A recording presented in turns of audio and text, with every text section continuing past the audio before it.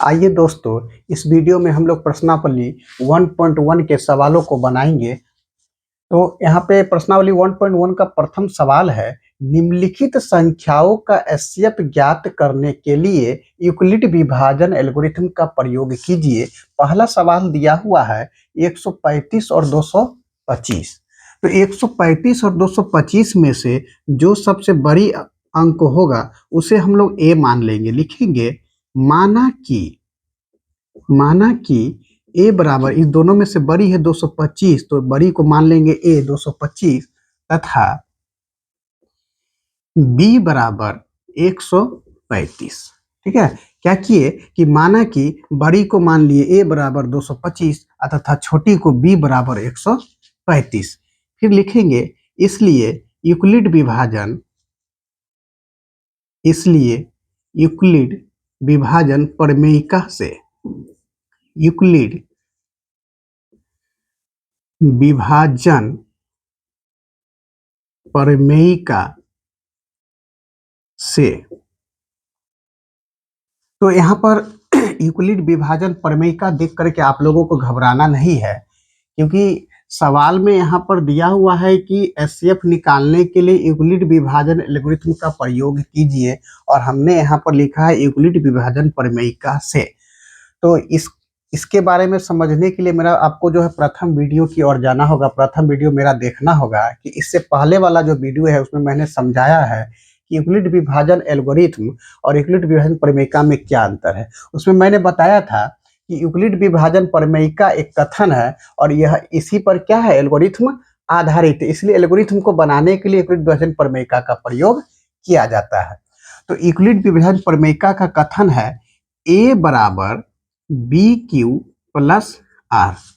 तो आइए ए क्या है, बी क्या है, क्यू क्या है, आर क्या है, पहले इसे समझ ले कि ए बराबर बी क्यू प्लस आर जो है यूक्लिड विभाजन प्रमेयिका का कथन है।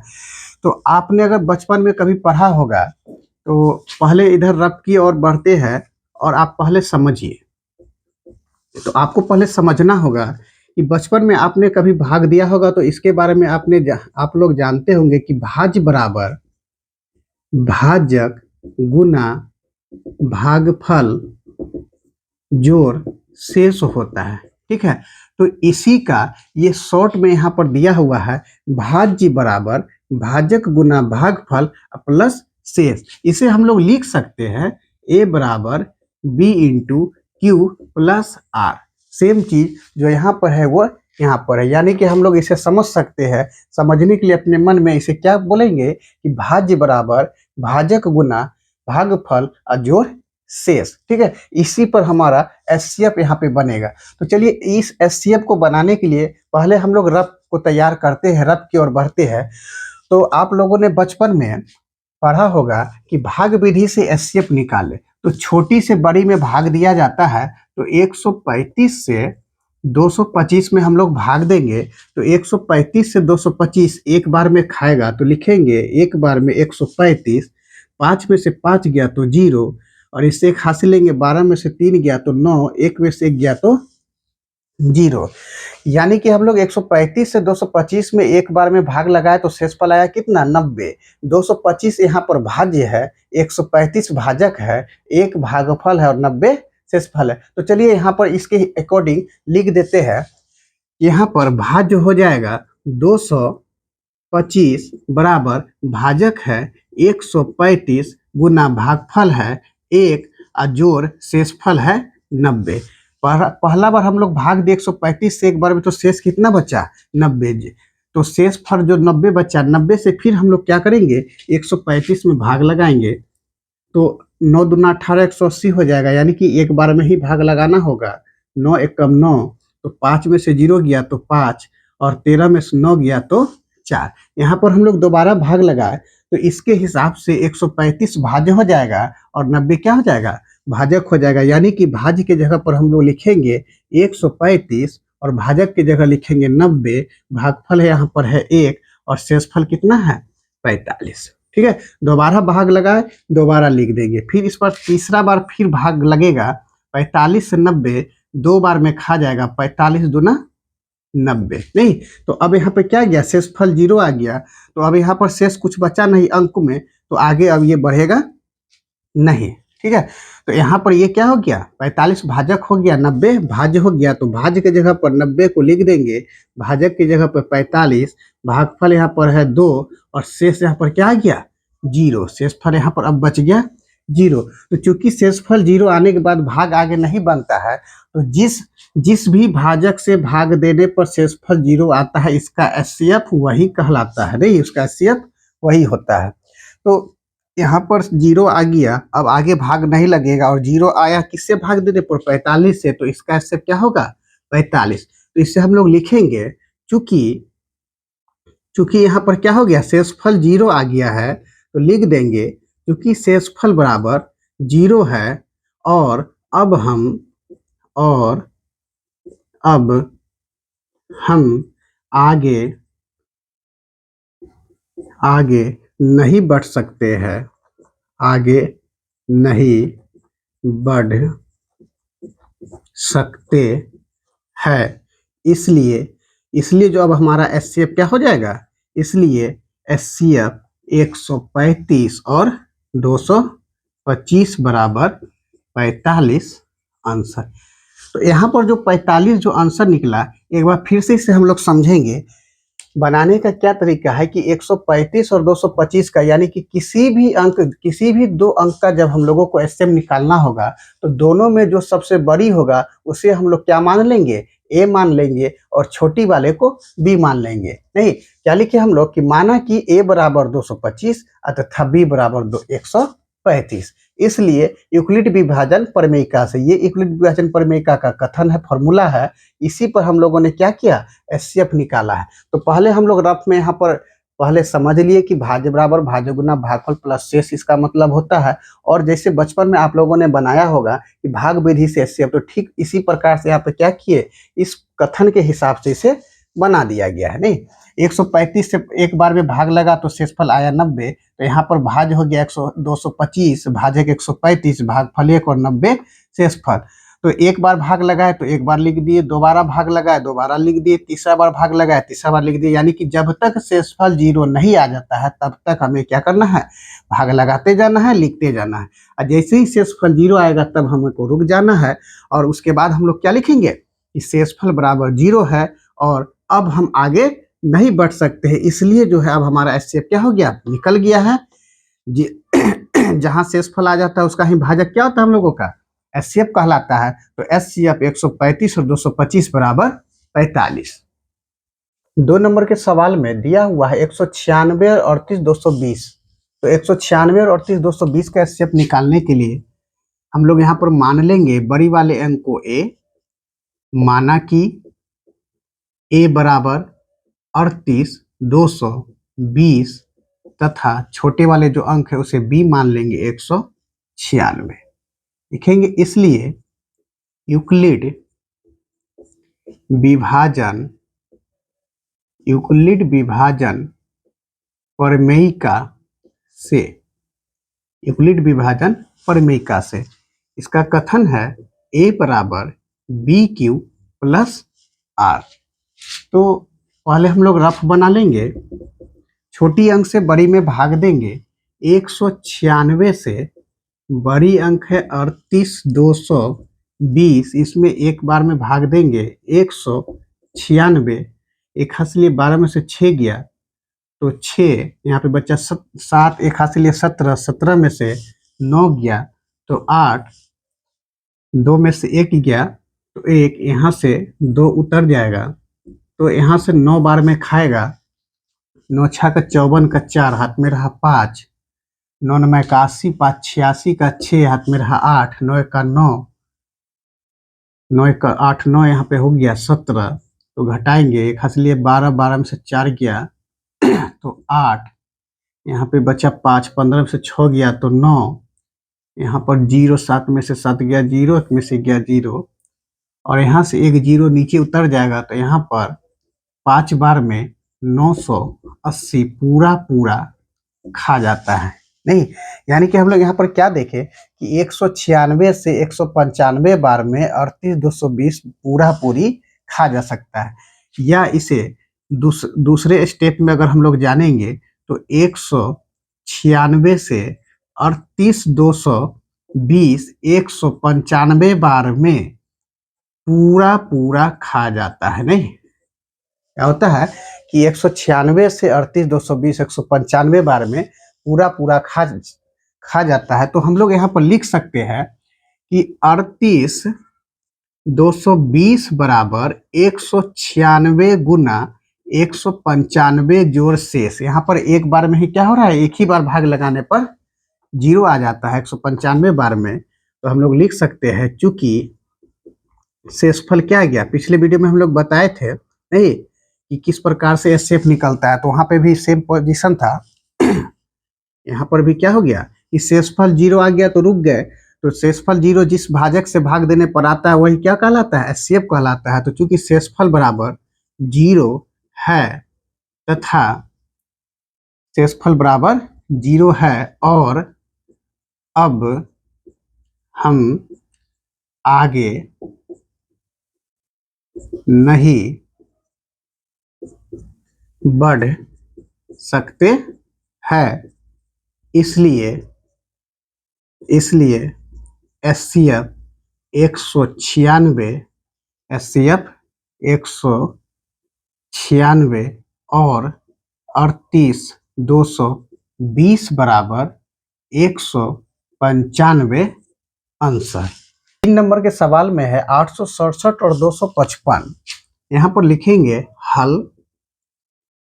माना कि ए बराबर बड़ी संख्या कितना है 867 तथा बी बराबर छोटी संख्या 255 लिखेंगे। इसलिए यूक्लिड विभाजन प्रमेयिका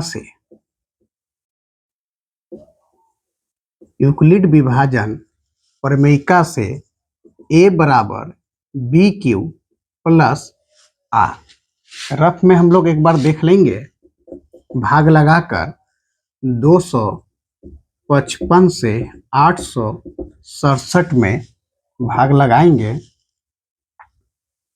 3 बार में 5 तिया 15 का 5 हाथ में रहा 1, 5 तिया 15 16 का 6 हाथ में रहा 1, 3 दूना 6 1 7, 7 में से 5 गया तो 2, 6 में से 6 गया 0, 8 में से 7 गया 1। प्रथम बार भाग लगाए तो यहाँ पर लिख देंगे भाज्य बराबर 867 बराबर भाजक 255 गुना भागफल 3 जोड़ शेषफल 102। फिर 102 से 255 में भाग लगाएंगे 2 बार में, 2 दूना 4 0 2, 5 में से 4 गया 1, 5 में से 0 गया 5 और 2 में से 2 गया तो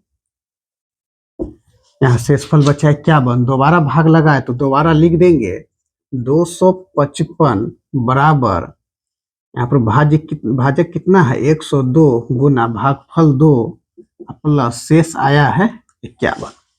फिर यहाँ पर तीसरा बार भाग लगाएंगे 51 से 102 में 2 बार में 102, तो अब यहाँ पर क्या आ गया शेषफल 0 आ गया। तो यहाँ पर अब हम लोगों को रुक जाना है। तो तीसरा बार जो भाग लगा है उसे लिख लेंगे, भाज्य हो जाएगा 102 भाजक हो जाएगा 51 गुना भागफल हो जाएगा 2 और शेषफल 0। सेम चीज लिखेंगे, चूंकि शेषफल बराबर 0 है और अब हम आगे नहीं बढ़ सकते हैं, इसलिए एचसीएफ 867 और 255 बराबर क्या हो जाएगा 51।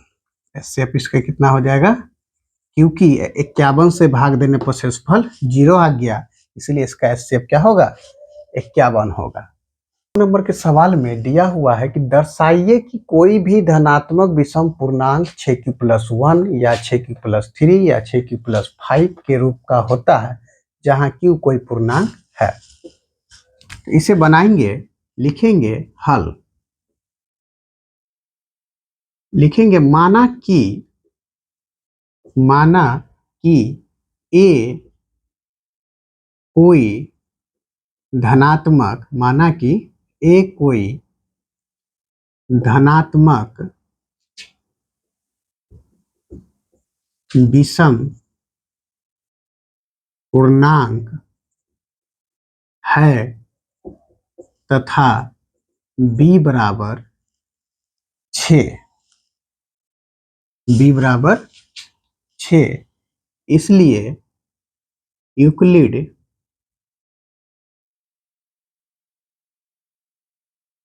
विभाजन प्रमेयिका से, यूक्लिड विभाजन प्रमेयिका का कथन होता है a बराबर बी क्यू प्लस आर, और इसका कंडीशन होता है 0 से बड़ा या बराबर r का मान और r से बड़ा b का मान। तो हम लोग यहाँ पर देखते हैं कि a को हम लोग क्या मान लिए हैं, कोई धनात्मक विषम पूर्णांक, और b बराबर माने हैं 6, यानी कि b के जगह पर हम लोग लिख सकते हैं, या a बराबर b के जगह पर क्या लिखेंगे 6q प्लस r, यानी कि 0 से बड़ा बराबर 0 से बड़ा या बराबर r और r से बड़ा b के जगह पर क्या लिख देंगे 6, नहीं b के जगह पर क्या लिख देंगे 6, यहाँ पर भी b के जगह क्या हो जाएगा 6। यहाँ r बराबर, r का मान क्या होना चाहिए, r का मान b यानी कि 6 से छोटा होगा, यानी कि r का मान 0 से लेकर के 5 तक होगा, इसलिए यहाँ पे लिखेंगे r बराबर 0, 1, 2, 3, 4 और 5, b से छोटा ही रहना चाहिए r का मान, तो 6 से कम क्या है 5 तक, तो 0 से लेकर के 5 तक r का मान होगा। यहाँ पर अब हम लिखेंगे जब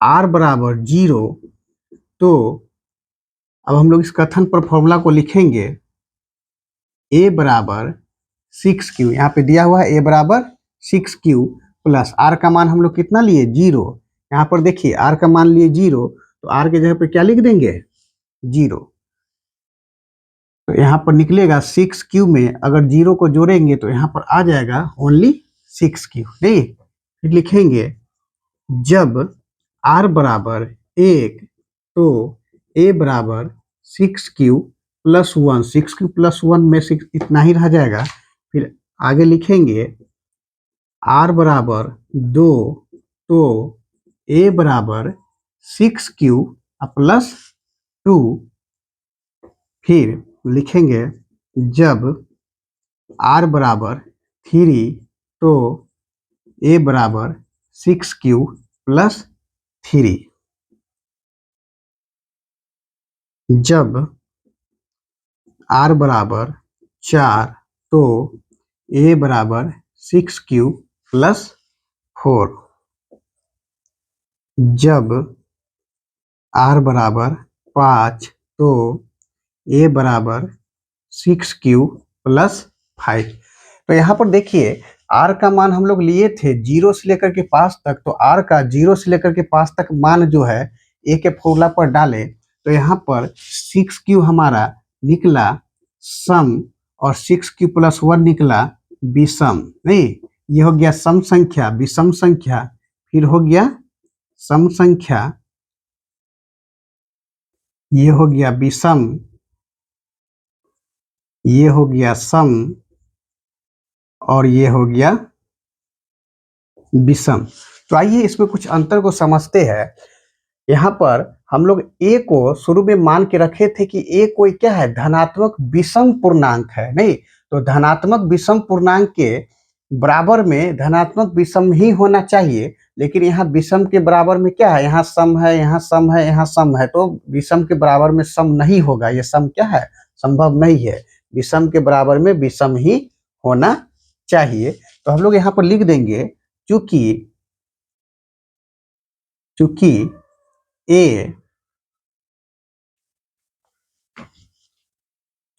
a का मान धनात्मक विषम है, नहीं क्योंकि a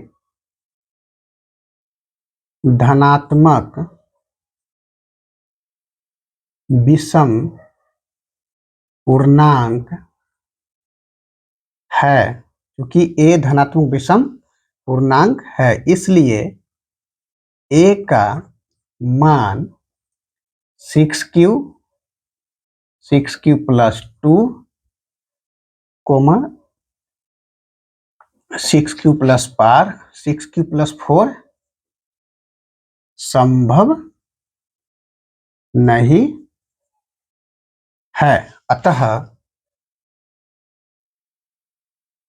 अतः कोई भी धनात्मक विषम पूर्णांक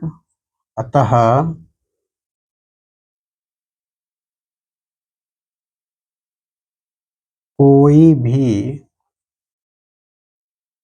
धनात्मक विषम पूर्णांक 6q प्लस 1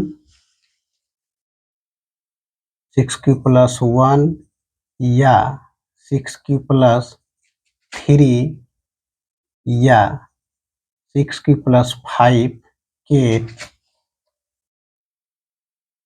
रूप 6q प्लस 5 के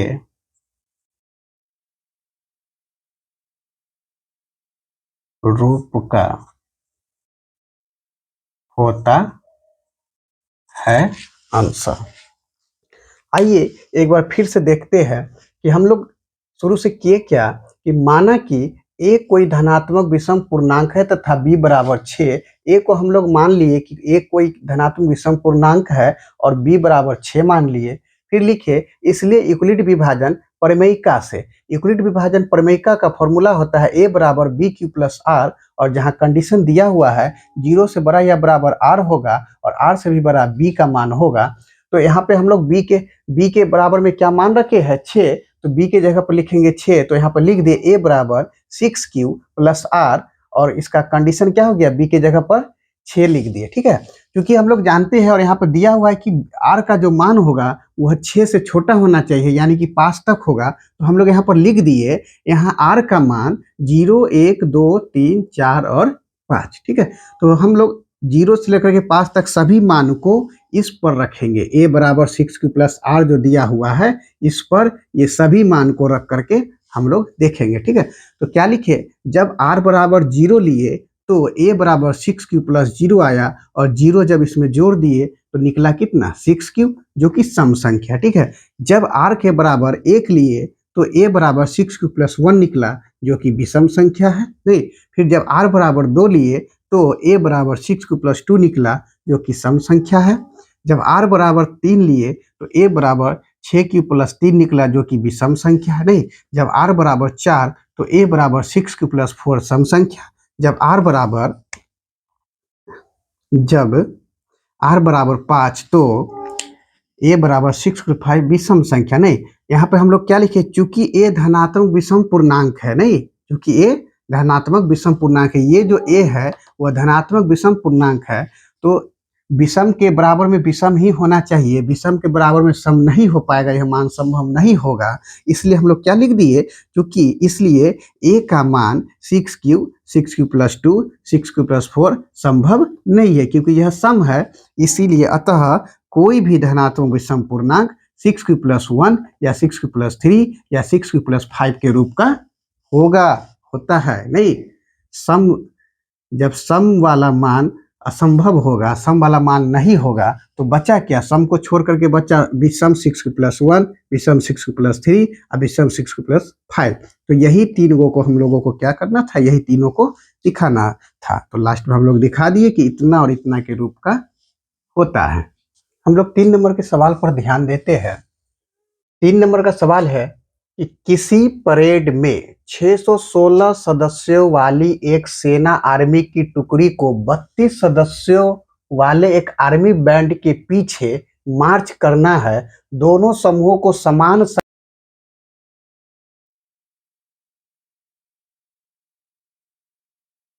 में वे मार्च कर सकते हैं। यानी कि इस सवाल में दिया हुआ है कि यहाँ पे आर्मी का 2 टुकड़ी है, पहला टुकड़ी में 616 सदस्य है और दूसरे टुकड़ी में 32 सदस्य है। नहीं, तो यहाँ पे जो ज्यादा संख्या वाला जो सदस्य है उन्हें कम संख्या वाले सदस्यों के पीछे चलना है। मार्च करना मतलब क्या, चलना है।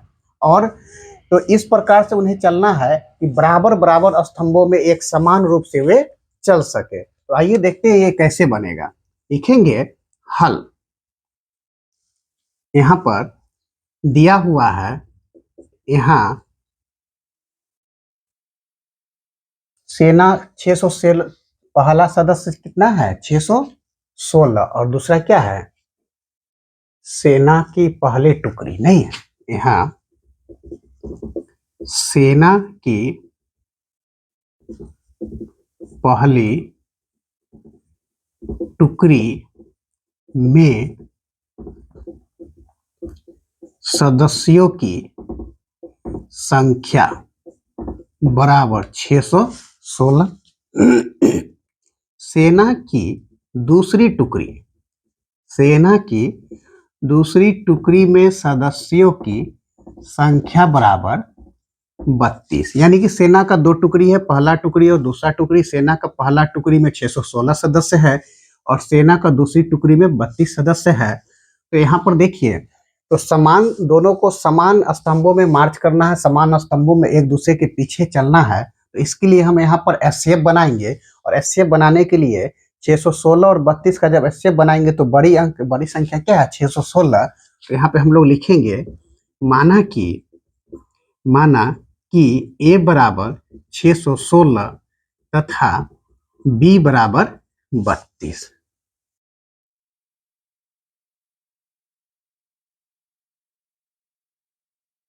यूक्लिड विभाजन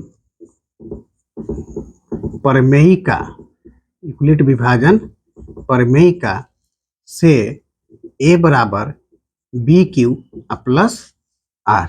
यहाँ पर भी रब करके हम लोग देख लेंगे, रब करके देखेंगे कि 32 से कितना बार में भाग लगता है। 32 से 616, पहले एक बार में हम लोग भाग लगाएंगे, एक बार में भाग लगाएंगे तो देखेंगे 32 से एक बार में क्या हो जाएगा, 32 से कम 32, 11 में से 2 गया तो क्या हो जाएगा 9, 5 में से 3 गया तो 2, यहाँ पर 6, नहीं। तो अब यहाँ पर जो है 9 बार में जाएगा, 9 दूना 18 का, 8 हाथ में रहा 1, 9 तिया 27, 1 28, 1 हाथ से लिया 16, 16 में 60 गया तो 8, 8 में 60 गया 0, 2 में से 2 गया 0, यानी कि अब शेष कितना बच गया 8। तो यहाँ पर क्या लिखेंगे 616 बराबर 32 गुना 19 और शेषफल 8। फिर जो है हम लोग 8 से भाग देंगे 32 में, तो 8 से 4 बार में खार जाएगा, 8 चौके 32, नहीं। तो यहाँ पर हम लोग फिर लिखेंगे 32 बराबर 8 गुना 4 जोड़ 0। चूंकि लिखेंगे, चूंकि शेषफल बराबर 0, इसलिए एचसीएफ 616 कोमा 32 बराबर 8। यानी कि यहाँ पे जो एचसीएफ 8 निकला, इसका मतलब है दोनों टुकड़ी को 8 स्तंभों में क्या किया जाएगा, बांटना होगा, तब जाके दोनों समान रूप से वो क्या कर सकते हैं, एक दूसरे के पीछे मार्च कर सकते। तो हम लोग लिख देंगे अतः स्तंभों की अधिकतम संख्या क्या होगी 8 होगी, नहीं। यहाँ पे लिख देंगे अतः स्तंभों की संख्या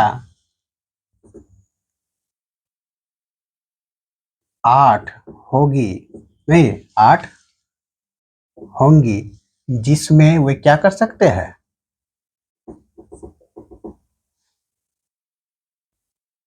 जिसमें वे मार्च कर सकते हैं। तो आइए एक बार फिर से देखें कि यहाँ पर दिया हुआ कि सेना की पहली टुकड़ी में सदस्यों की संख्या 616 है, सेना की दूसरी टुकड़ी में सदस्यों की संख्या 32 है। तो 616 और 32 जो सदस्य है, तो छोटे वाले सदस्यों के पीछे बड़े वाले सदस्यों को चलना है और एक ही स्तंभ में समान रूप से चलना है। तो इसके लिए हम लोग क्या किए कि इसका एचसीएफ निकाल दिए। तो बड़ी संख्या को ए माने और छोटी को बी मान करके एचसीएफ जब निकाल दिए तो एचसीएफ हम लोगों का निकला 8, नहीं? तो जब एचसीएफ 8 निकला तो अब हम लोग जान गए कि क्या करना होगा, दोनों सदस्यों को 8 स्तंभों में बंटना होगा और 32 सदस्य वाले जो आर्मी की टुकड़ी है उसके पीछे 616 सदस्यों वाली टुकड़ी को जो है 8 स्तंभों में बंट करके एक दूसरे के पीछे मार्च करना होगा। तो ये हमारा क्या हो गया, आंसर हो गया। अब हम लोग है यूक्लिड विभाजन प्रमेय का प्रयोग करके दर्शाइए कि किसी धनात्मक पूर्णांक का वर्ग किसी पूर्णांक m के लिए 3m या 3m+1 के रूप का होता है। आइए इसे बनाते हैं, लिखेंगे हल। माना कि a कोई धनात्मक पूर्णांक तथा b बराबर, यहाँ m का गुना 3 है तो यहाँ पे क्या लिखेंगे 3 है। इसलिए यूक्लिड विभाजन प्रमेयिका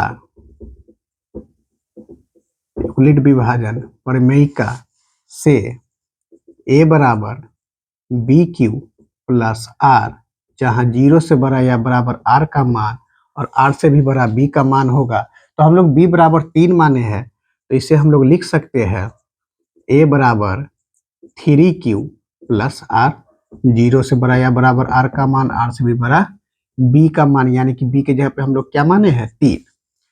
तो इसलिए यहाँ पे हम लोग r का मान कितना ले सकते हैं 3 से कम, यानी कि r बराबर 0, 1 और 2 ले सकते हैं।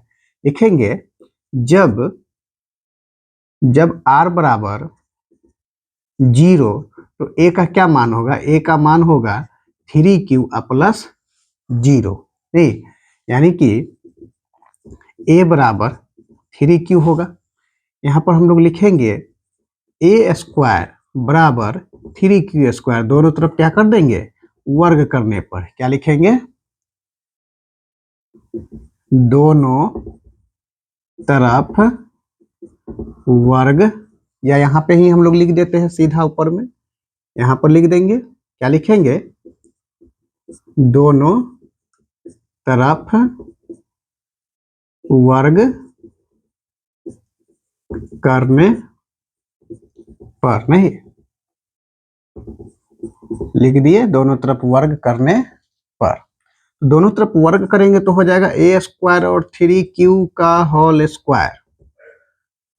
तो a स्क्वायर बराबर 3 का स्क्वायर करेंगे 3 तिया 9, q का स्क्वायर q स्क्वायर, तो इसे हम लोग लिख सकते हैं a स्क्वायर बराबर 3 इंटू m, यानी कि इसे हम लोग क्या लिख सकते हैं 3 इंटू m। यहाँ पर नहीं m लिखने से पहले क्या करेंगे 9 को पहले तोड़ देंगे, 9 को तोड़ेंगे 3 गुना 3q स्क्वायर में, उसके बाद हम लोग इसे लिखेंगे a स्क्वायर बराबर 3 इंटू m और यहाँ पर लिख देंगे 3q स्क्वायर बराबर m माना।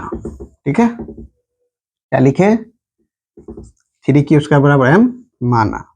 उसके बाद फिर लेंगे जब r बराबर 1, वहां पर 0 लिए, 0 के बाद क्या लेंगे 1, तो a का मान क्या होगा, तो a का मान होगा,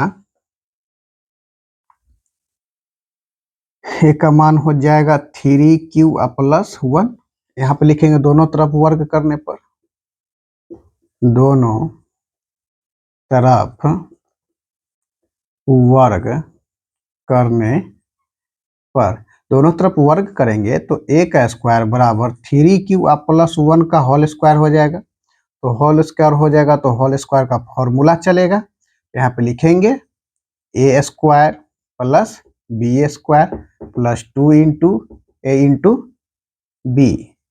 तो a यहाँ पे क्या करेंगे a स्क्वायर बराबर 3q का स्क्वायर करेंगे तो 3 तिया 9q स्क्वायर प्लस 1 का स्क्वायर 1 प्लस 3 दूना 6q होगा, नहीं? चलिए अब आगे देखते हैं, आगे क्या होगा। यहाँ पर पहले इसको अरेंज कर देंगे, पहले 9 क्यू स्क्वायर फिर 6 क्यू प्लस 1, तो इसको अरेंज करेंगे, क्या लिखेंगे, ए स्क्वायर बराबर 9 Q square plus 6 Q plus 1 को पीछे कर दिए। इसके बाद हम लोग लिखेंगे ए स्क्वायर बराबर 3 कॉमन ले लेंगे तो यहाँ पे बचेगा 3 क्यू स्क्वायर प्लस 3 दूना 6 यानी कि 6 क्यू 2 क्यू प्लस 1। इससे हम लोग लिख सकते हैं ए स्क्वायर बराबर 3 × m+3m+1 ब्रैकेट में यहाँ पर लिख देंगे कि 3 क्यू स्क्वायर प्लस 2 क्यू बराबर कितना माना, m माना। ठीक है, अब हम लोग फिर लेंगे जब r बराबर 2 तो a का मान कितना हो जाएगा 3 क्यू+2। यहाँ पर भी लिखेंगे दोनों तरफ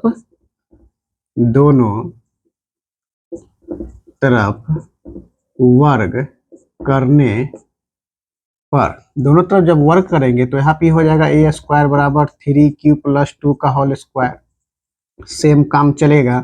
तो ए स्क्वायर बराबर यहाँ हो जाएगा 3 क्यू का होल स्क्वायर प्लस बी का whole square plus 2 into A into B, नहीं तो ए स्क्वायर बराबर आ जाएगा 3 क्यू का स्क्वायर करेंगे तो 3×9 Q square plus 2×4 plus 3×6 6×12 Q. इससे अरेंज कर लेंगे तो हो जाएगा 9 Q square plus 12 Q plus 4 को हम लोग लिख देंगे 3 1 4, नहीं 4 को हम लोग 3 1 4 लिख सकते हैं। तो यहाँ पर हो जाएगा ए स्क्वायर बराबर 3 कॉमन लेंगे तो 3 Q square plus 4 Q plus 3 common लेंगे तो 1 बचेगा, यहाँ पर भी बाहर में 1 बचेगा। तो हम लोग इसे लिख सकते हैं 3 × m+1 ब्रैकेट में लिख देते हैं 3 क्यू स्क्वायर प्लस 4 क्यू+1 बराबर m माना।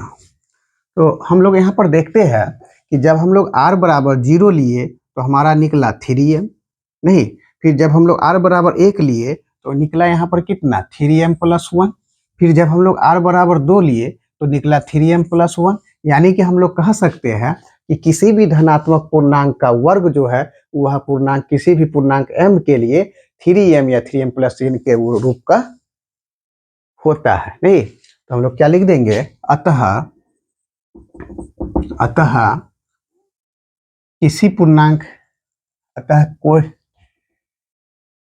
किसी धनात्मक पूर्णांक का वर्ग, क्या लिखेंगे, अतः किसी धनात्मक पूर्णांक का वर्ग किसी पूर्णांक m के लिए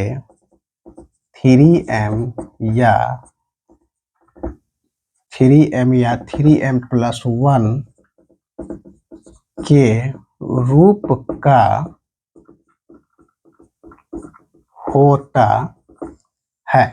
आइए एक बार रिवीजन करें कि सवाल बोल रहा था कि दर्शाइए कि कोई भी धनात्मक विषम पूर्णांक का वर्ग जो है किसी पूर्णांक m के लिए इतना इतना के रूप का होता है। तो हमने क्या किया कि माना कि a कोई धनात्मक विषम पूर्णांक तथा b बराबर 3 मान ली, क्योंकि m का गुणांक 3 है इसलिए b बराबर क्या मानेंगे, 3 मानेंगे। तो लिखिए इसलिए euclid विभाजन प्रमेयिका से euclid विभाजन प्रमेयिका का फॉर्मूला लिख दिए, और चूंकि हम लोग यहाँ पर b बराबर 3 मान चुके इसलिए b के जगह पर 3 देंगे, यहाँ पर भी b के जगह पर 3 डाल देंगे। ठीक है, और चूंकि r का मान जो है b से छोटा होना चाहिए, यानी कि 3 से छोटा होगा, तो 3 से छोटा 2 तक होगा, तो हम लोग r का मान 0 से कहाँ तक ले लिए, 2 तक लिए। क्यों लिए, क्योंकि 3 से छोटा रखना है। ठीक है, इसलिए r का मान 0 1 2 ही लेंगे। तो जब r बराबर 0 लिए तो a का मान कितना हो गया 3q+0।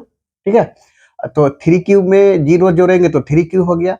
अब दोनों तरफ क्या कर दिए, वर्ग करने पर तो a का स्क्वायर हो गया, इधर 3q का होल स्क्वायर हो गया, a स्क्वायर बराबर 3q का स्क्वायर करेंगे तो 9q स्क्वायर हो जाएगा। 9 को यहाँ पर तोड़ देंगे, क्या करेंगे 9 को 3 गुना 3 क्यू स्क्वायर में तोड़ देंगे और यहाँ पर जो है फिर अगले स्टेप में 3 को रहने देंगे और 3 क्यू स्क्वायर को हम लोग क्या मान लिए, m मान लिए। तो यहाँ पे 3 क्यू स्क्वायर की जगह पे क्या आ गया, m आ गया। ठीक है, तो यहाँ पे हम क्या निकला, r बराबर 0 मान रखने पर, जब हम लोग r बराबर 0 मान रखे तो हमारा a स्क्वायर बराबर कितना निकला, 3m। ठीक है, इसी प्रकार से जब r बराबर 1 रखे तो a बराबर 3 प्लस 1 हो गया। फिर दोनों तरफ जब वर्ग किए तो a स्क्वायर बराबर 3q प्लस 1 का होल स्क्वायर आया, यानी कि a प्लस b का होल स्क्वायर फॉर्मूला काम करेगा। तो a स्क्वायर बराबर a square plus b square plus 2ab का फॉर्मूला लगाए तो a स्क्वायर बराबर 3q का स्क्वायर करेंगे तो 9q स्क्वायर, 1 का स्क्वायर 1, यहाँ पर 3 दूना 6q आया। ठीक है, फिर आगे क्या किए कि यहाँ पे इसको फिर अरेंज कर दिए, नहीं यहाँ पर एक बीच में था, यहाँ पर एक क्या किए, एक को साइड में कर दिए। तो यहाँ पे क्या हो गया, 9q square plus 6q plus 1। ठीक है, उसके बाद फिर हम यहाँ से क्या किए, अगले स्टेप में यहाँ से 3 कॉमन निकाल लिए। 3 कॉमन निकालने के बाद ब्रैकेट में यहाँ से 3 से निकला, यहाँ पे बचा 3q स्क्वायर, यहाँ से 6 में से 3 निकला तो यहाँ पे बचा 2q प्लस 1 है जो साइड में वो बचा हुआ है। तो अब हम लोग अगले स्टेप में 3 को रहने दिए, ब्रैकेट के अंदर में जो है 3q स्क्वायर प्लस 2q, इसको हम लोग मान लिए m, यहाँ पर लिख दिए है कि 3q स्क्वायर प्लस 2q बराबर m माना। तो इसके हिसाब से ये क्या हो जाता है, 3m प्लस 1 हो जाता है।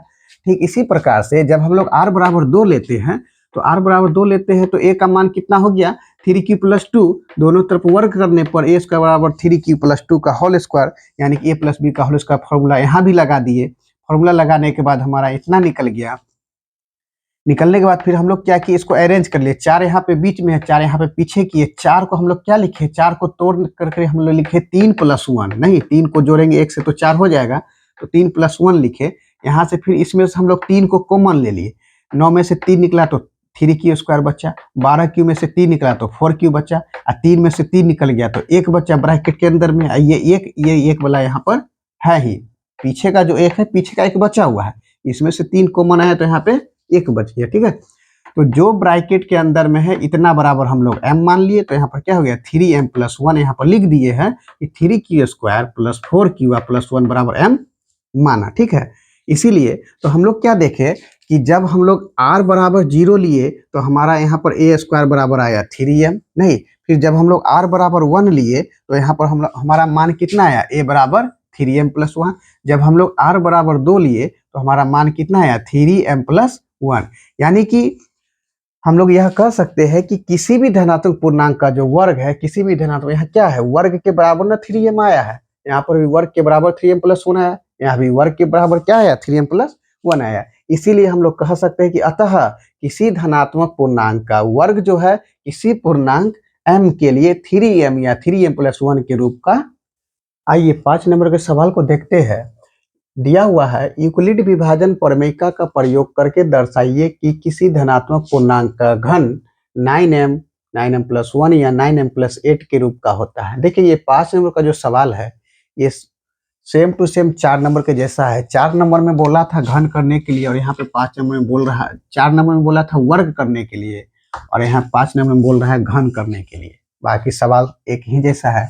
यहाँ पर भी हम लोग बनाएंगे सेम टाइप में, लिखेंगे माना कि ए कोई, यहाँ पर यहीं से भाषा लेंगे, ए कोई धनात्मक पूर्णांक है, ए कोई धनात्मक पूर्णांक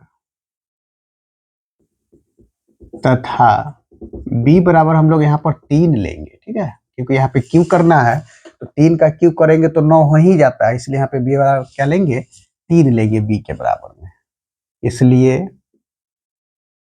यूक्लिड विभाजन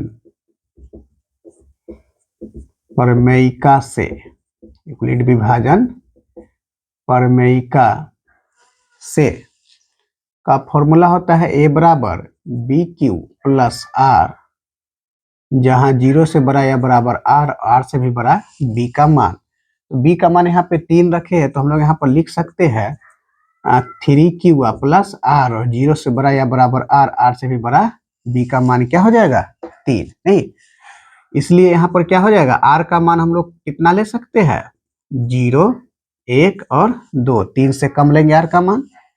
लिखेंगे जब r बराबर जीरो, तो ए का मान कितना हो जाएगा? ए का मान यहाँ पे दिया हुआ है 3q प्लस जीरो, यानी कि यहाँ पर आपका हो जाएगा 3q में जीरो जोड़ेंगे तो 3q लिखेंगे दोनों तरफ क्या करने पर, यहाँ पर है घन करने पर, सवाल में ही है घन करने पर, तो लिखेंगे दोनों तरफ घन, घन करने पर, घन मतलब क्या? क्यूब नहीं, यहाँ लिखेंगे ए का क्यूब बराबर 3q पे पावर क्यू नहीं, तो यहाँ हो जाएगा ए क्यूब बराबर 3 तिया 9 9 तिया 27 क्यू पे पावर क्यू। यहाँ पर जो है हम लोग 9 को कॉमन निकालेंगे तो क्या बचेगा?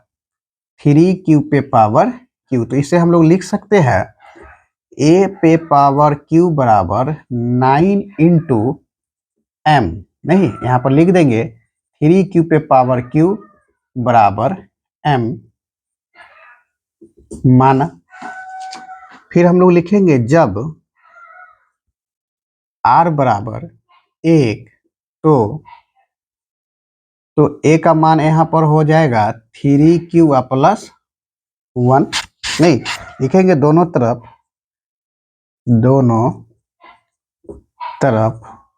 घन करने पर, दोनों तरफ घन करेंगे, लिखेंगे ए क्यू बराबर 3q प्लस 1 का होल क्यू। यहाँ पे फॉर्मूला लगेगा a प्लस बी का होल क्यू बराबर हो जाएगा A cube plus 3 into A square into B plus 3 into B square plus B का होल क्यू नहीं, तो यहाँ पे होगा 9 3 का क्यू हो जाएगा 27 क्यू पे पावर क्यू प्लस यहाँ पे 3 का स्क्वायर हो जाएगा 3 तिया 9 9 तिया 27 क्यू स्क्वायर प्लस यहाँ पे हो जाएगा 3 तिया 9 1 का स्क्वायर 1 9 क्यू प्लस 1 का क्यू 1 ही होगा। अब आगे हम लोग देखते हैं, आगे यहाँ पर हम लोग जो है कॉमन निकाल लेंगे। कॉमन क्या निकालेंगे? ए क्यू बराबर यहाँ पर 27 क्यू स्क्वायर 9 क्यू में से 9 कॉमन निकालेंगे, तो 9 कॉमन निकालेंगे तो यहाँ पे बचेगा 9 तिया 27, तो 3q पे पावर क्यू, उसके बाद प्लस यहाँ पे 27 है तो 9 दूना 18 9 तिया 27, यहाँ पर भी क्या हो जाएगा 3q स्क्वायर प्लस यहाँ पर 9 आ जाएगा तो यहाँ पर मात्र बचेगा q, ठीक है, और यहाँ पर लास्ट में 1 बच जाएगा। तो इसे हम लोग लिख सकते हैं ए क्यू बराबर 9 इंटू एम प्लस 1, यहाँ पर लिख देंगे कि 3q पे power q plus 3q square plus q बराबर क्या? m माना, ठीक है। फिर हम लोग लिखेंगे जब r बराबर 2, तो जब r बराबर 2 तो a का मान कितना हो जाएगा?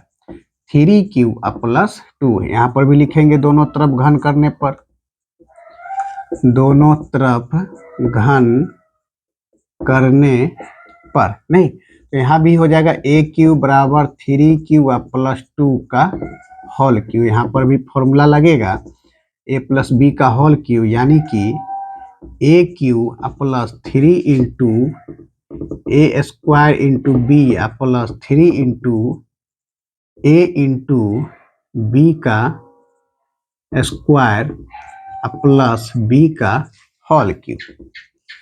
तो ए क्यू बराबर यहाँ पर ए क्यू होगा ना, ए क्यू प्लस बी, ठीक है, तो यहाँ पे हो जाएगा 27 क्यू पे पावर क्यू प्लस 3 तिया 9 9 9 तिया 27 27 दूना 54 क्यू स्क्वायर प्लस 2 दूना 4 4 तिया 12 12 12 तिया 36 क्यू प्लस 2 का क्यू हो जाएगा 8।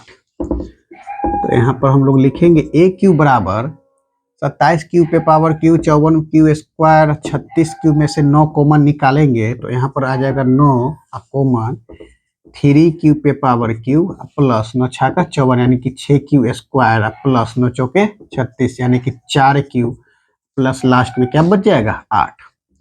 तो यहाँ पर हम लोग लिखेंगे ए क्यू बराबर 9 इंटू एम प्लस 8, लिख देंगे ब्रैकेट में कि 3 क्यू पे power Q plus 6 Q square plus 4 Q बराबर एम माना।